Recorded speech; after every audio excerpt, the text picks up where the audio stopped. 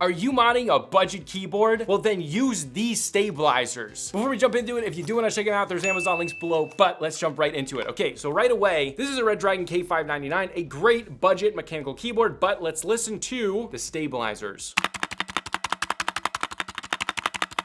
As far as budget keyboards, these are not bad stabilizers, but let's be honest, they're bad. They're rattly.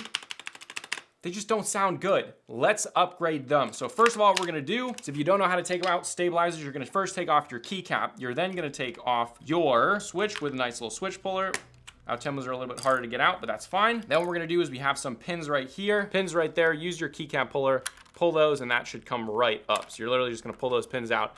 And then, this one's a little bit hard because the LED protrudes, but that comes right out like that. They're not very well lubed and they're just not the best stabilizers overall. Very few budget keyboards have nice stabilizers. These are by Asceni. They're a little bit pricey. However, first of all, we're opening these up. There's two types of stabilizers if you don't know anything about them. There's screw in and then plate mounted. Now, plate mounted is typically seen as the inferior stabilizers. Well, I think that assumption is absolutely ridiculous, and a lot of times I prefer modding plate mounted stabilizers than screw in stabilizers, which screw down to your PCB. Is it one of the reasons is that this company, Asceni, made the best plate mounted stabilizers. Most plate mounted stabilizers, as you can see, if we take off that enter key right there, we're gonna move these around. As you can see here, you see how the actual stabilizer moves around in the board? You see that? Yeah. Okay, well that is not good. That's why a lot of people like screw-in stabilizers, because they're so firm. So we're gonna be upgrading that today. So in the box, Asceni gives you, also I just wanna note, this is not sponsored. It sounds really, really sponsored right now. I just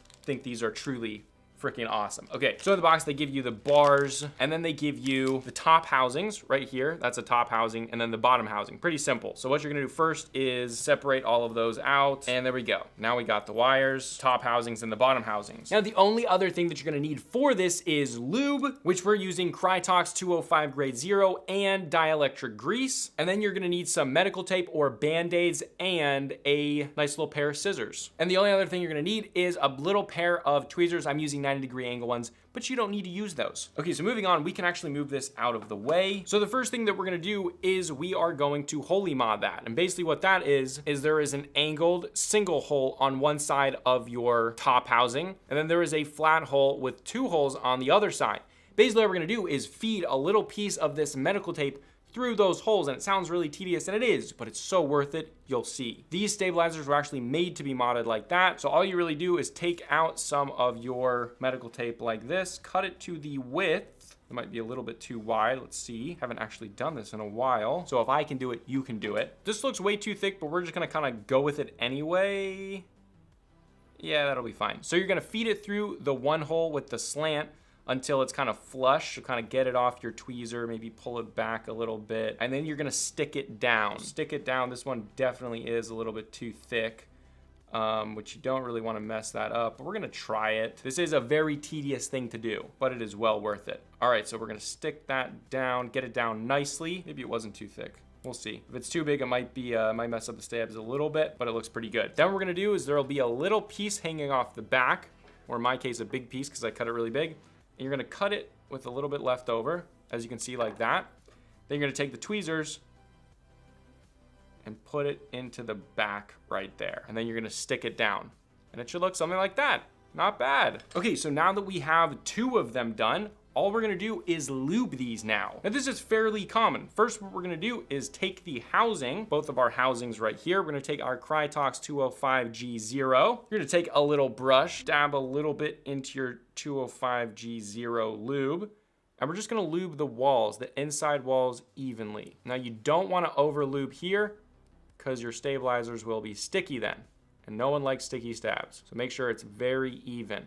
Now doing the other one, and there we go. Now those are lubed. Now what we're gonna do is slide our housing with the side with two holes, okay? You got two holes facing the entrance right here. So you can see two holes right there, and then the entrance, slide that in.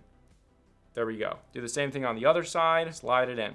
Now that's good. All right, now we're basically done at this point, okay? That's how simple it is. So first we're gonna take our stabilizer bar. They include an extra long one, but obviously we're not gonna use that. We're gonna use the normal one. So we're gonna take this, we're done with our 205G0 right now, and we're gonna take our dielectric grease. What we're gonna do is we are going to put it into the dielectric grease, just like that. And then we're gonna put it back in, go a little bit past the 90-degree point, just to make sure there's no ticking. Then we do the same thing on the other side. Put it in, you can see there once, take it out, and put it past the 90-degree angle. And that looks pretty good, don't you think? All right, now again, you have to do this for all of your 5 or 4 stabilizers, depending on what you're using.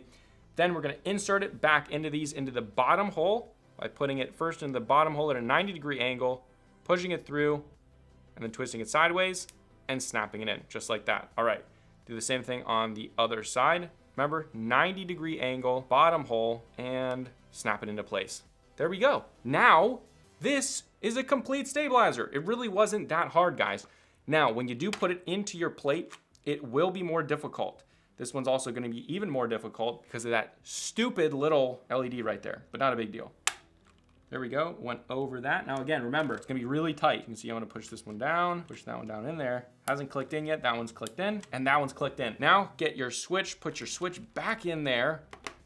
Let's see how this thing sounds. Hit your space bar, put it back on. All right, and now the moment of truth. Let's hold it up to here and see how this thing sounds.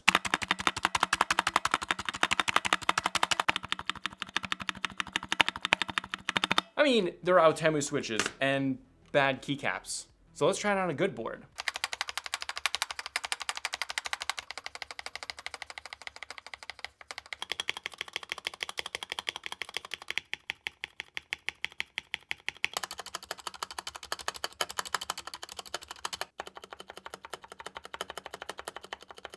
All right, so after hearing it, that was pretty cool. There was a little bit of problem with the K630 having it not come up, and I think that was because the case was overly packed, and basically the PCB was pushing against the stabilizer, so that's why it had kind of that. It wasn't quite popping back up. But that being said, do I recommend these stabilizers to everyone? And yes, I have a lot. I use them a lot. Well, for budget boards like these, an RK84 or an RK whatever, if it's a Royal Kludge, absolutely. You saw with the RK84, it had...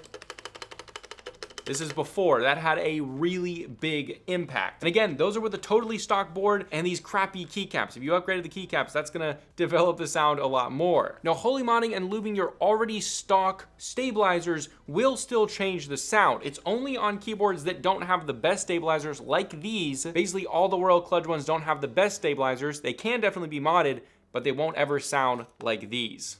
Or feel. So on basically every Royal Kludge keyboard, I absolutely recommend these. But if you have nicer, tighter stabilizers on a budget board, then just mod those. But again, if you do want to check these out, there are Amazon links below for the US, UK, Canada, and international links.